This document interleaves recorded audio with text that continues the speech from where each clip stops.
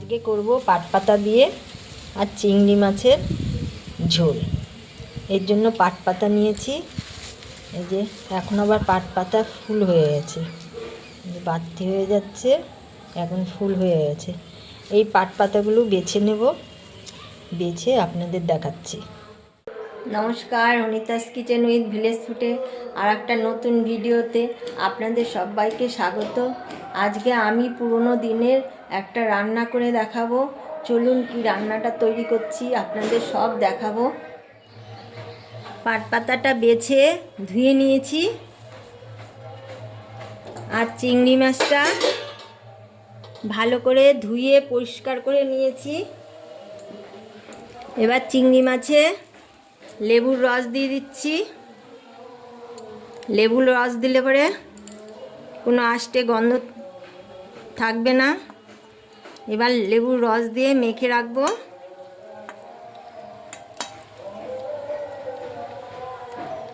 চিংড়ি মাছ নুন হলুদ আর লেবুর রস দিয়ে মেখে রেখে দিয়েছি। এবার উনুনে কড়াই বসিয়ে দিয়েছি। এবার জল দিয়ে দেবো। জল দিয়ে দিলাম। আর আমাদের এখানে ঠাকুরবাড়িতে কীর্তন হচ্ছে। আমাদের এখানে দোল উপলক্ষে সারাদিনই কীর্তন হয়। দোল তো চলে গেছে, তাও চারিদিকেই নাম কীর্তন হয়, হয়েই যাচ্ছে। জলটা ফুটে গেছে।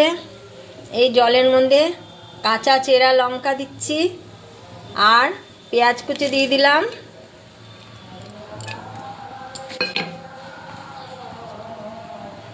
আর নুন দিয়ে দিলাম আর একটু সামান্য হলুদ দিয়ে দেবো, দিয়ে দিলাম।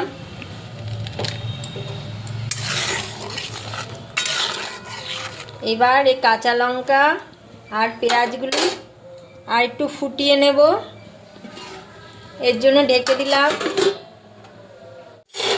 এবার ঢাকনাটা খুলে নিলাম।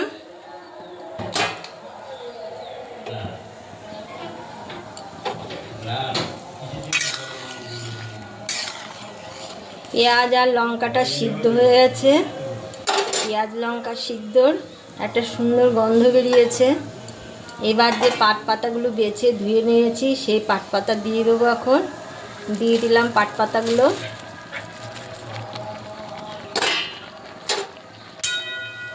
পাট পাতা দিয়ে বেশিক্ষণ রাখবো না, একটুখানি ফুটলেই পাট পাতাটা নামিয়ে নেব। এবার নামিয়ে নেব। গ্যাসটা বন্ধ করে দিলাম।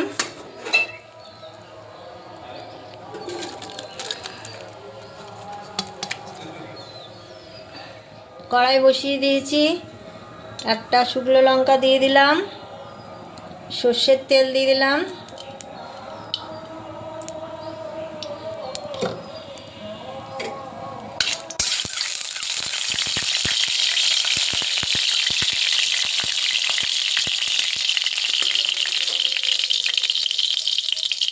এবার কালো জিরা দিয়ে দিলাম ফোড়নে।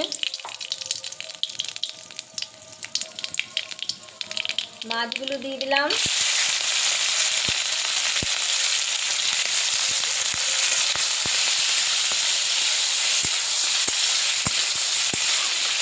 মাছটা ভেজে নিচ্ছি, বেশি ভাজবো না, হালকা করে ভাজবো।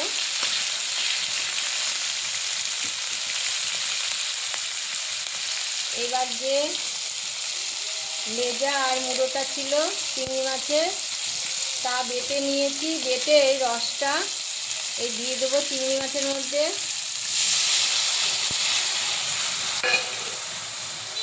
এবার একটু ফুটিয়ে নেব।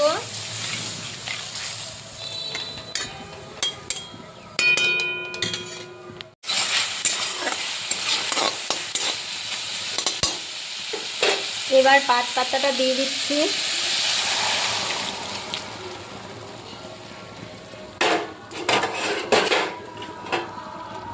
এই রান্নাটা এত খেতে ভালো লাগে, মানে এক থালা ভাত খাওয়া যায় এই পাট পাতা আর চিংড়ি মাছের ঝোল দিয়ে। খুব ভালো লাগে, এটা একদম পুরনো দিনের রান্না। আপনারা একবার হলেও করে দেখবেন রান্নাটা, রান্না করে আর আমাকে কমেন্ট করবেন ভালো লাগলে, আর লাইক করবেন আর সবার সাথে শেয়ার করবেন।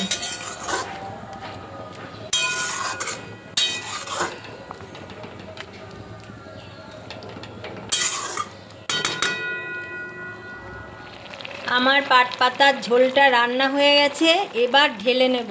পাট পাতার ঝোলটা ঢেলে নিলাম।